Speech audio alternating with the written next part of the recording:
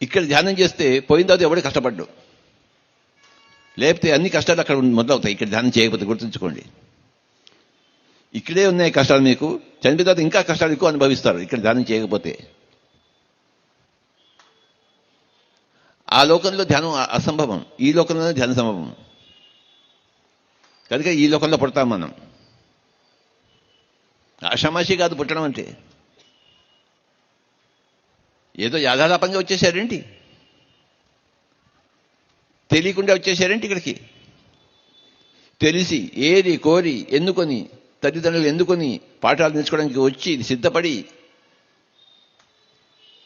ఎంతో తపస్సు చేస్తే ఈ జన్మ వచ్చింది మనకి. దాన్ని వృధా చేసుకుంటారు ఏంటి? ఇప్పుడు మైక్లో మాట్లాడడానికి ఎంతో కష్టపడితే కానీ మైక్లో మాట్లాడడానికి ఛాన్స్ రాదు. మైక్లో మాట్లాడడానికి ఛాన్స్ ఇస్తాం, దాన్ని వృధా చేసుకుంటామేంటి? అది శరీరంలో వచ్చే ఎంతో చేసినా కానీ శరీరంలో దాని శరీరం వృధా చేసుకుంటామేంటి? రామచంద్ర, చిన్నప్పటి నుంచి దసరా చేసుకుంటూనే ఉన్నాం, దసరాలు చేసుకున్నాం, రామనవమి చేసుకున్నాం, సంక్రాంతి వచ్చింది, దీపావళి పండుగలు చేసుకున్నాం. కానీ ఎవరికి ధ్యానం తెలియదు, ఎవరికి ఆత్మజ్ఞానం లేదు. కానీ ప్రతి సంవత్సరం చిన్నప్పటి నుంచి చూస్తున్నాం. వినాయకుడు వచ్చాడా, వినాయకుడిది. దసరా వచ్చిందా, అమ్మవారిది. దీపావళి వచ్చిందా, నరకాసుర వధ అంటే కథలు. రామనవమి వచ్చిందా, ఇంకో 9 రోజులు. ఏమిటో ఎవరికి ఏం చేయాలో తెలియదు. అలానే పెరిగామంతా, మనమంతా అలానే పెరిగాం చిన్నప్పటి నుంచి. ఎక్కడైనా ధ్యానం అనే విషయం విన్నామా చిన్నప్పుడు? ఎవరైనా విన్నారా ఇక్కడ ఉన్నవాళ్ళు? అంత అధోగతిలో ఉండింది దేశం. ఇప్పుడు పురోగతిలో ఉందివో మనందరం ఇక్కడ కూర్చున్నాం.